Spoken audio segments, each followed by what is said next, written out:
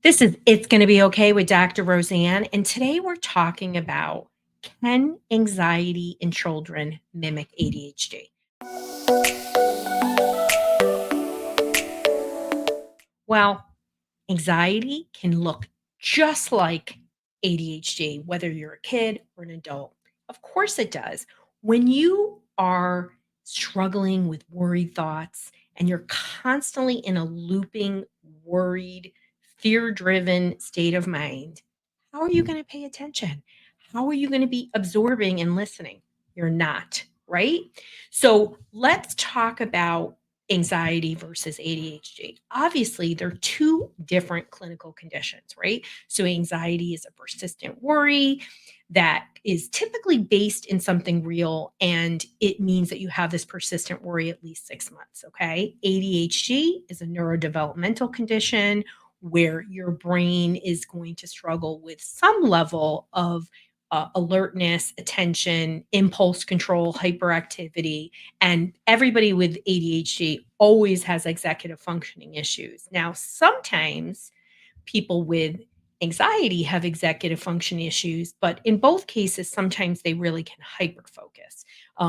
They definitely overlap. I almost never see somebody with ADHD who doesn't have some level of anxiety because when you're constantly struggling with focus and task completion, you're always being reminded by somebody in your life, your teacher, your mother, your boss, that you have done something wrong or you're incomplete. And that builds a lot of stress, right?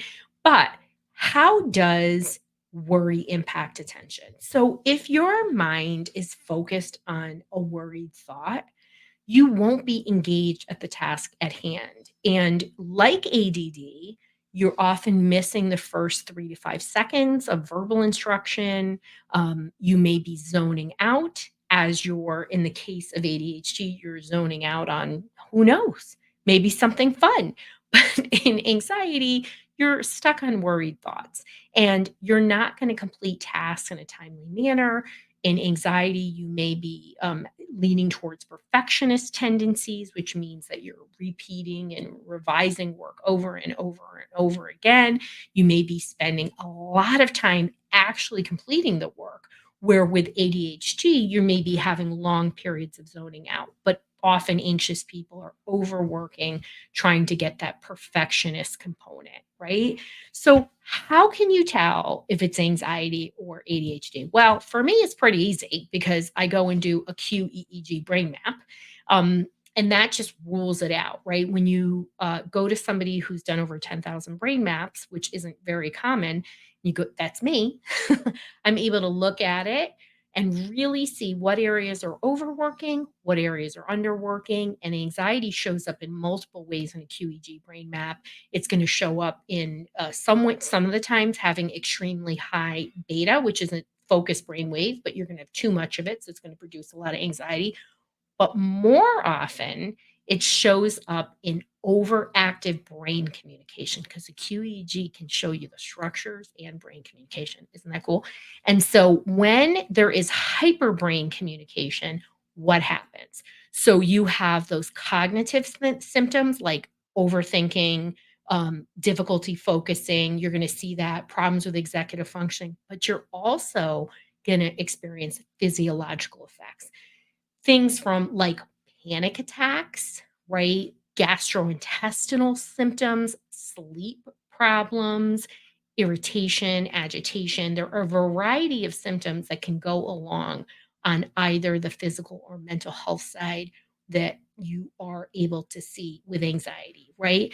So, how do we know if it's truly that? Well, let's talk about what the clinical features are of ADHD. So, in ADHD, you're going to have symptoms before age 12, right?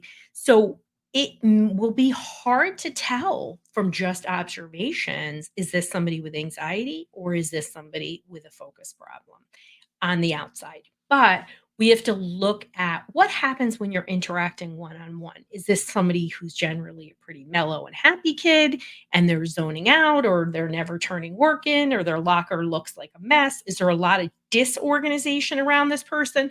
Well, it's probably more likely to be ADHD. Certainly, if we see a lot of hyper impulsive symptoms, definitely there could be signs of ADHD. But I want to caution you because those same symptoms could be very equally present with somebody with anxiety. Recently, I had a child that I was working with ADHD and anxiety together, and really we really got the ADHD under control, and we found that we really needed to do some counseling around those anxious worries. And on top of it, what we do is we actually added the multi-mag brain formula and got some magnesium in him, and he was able to calm down and regulate very quickly. So neurofeedback, magnesium, but also therapy for his parents and for him on coping skills. And it really turned things around. So it wasn't a clean case of was this only ADHD or was this only anxiety? It was actually both. And he needed skills to manage his anxiety. And once he did, he was able to do amazing. So he's continuing to learn. He's a young kid, but it's pretty unbelievable what happened to him. So they're not always easy to discern the 2, and, certainly, the interventions are different, but we always wanna calm and regulate the nervous system. Magnesium can help, neurofeedback can help, and if you're really unsure, you can go to somebody who will, help you identify what it is. If you're interested in doing a QEEG brain map with me, you can go to drroseanne.com/help. That's a solution matcher that's gonna guide you to the right solution for you, and then it's going to give you resources every week and sometimes multiple times a week. So get excited because you're going to get science-backed solutions.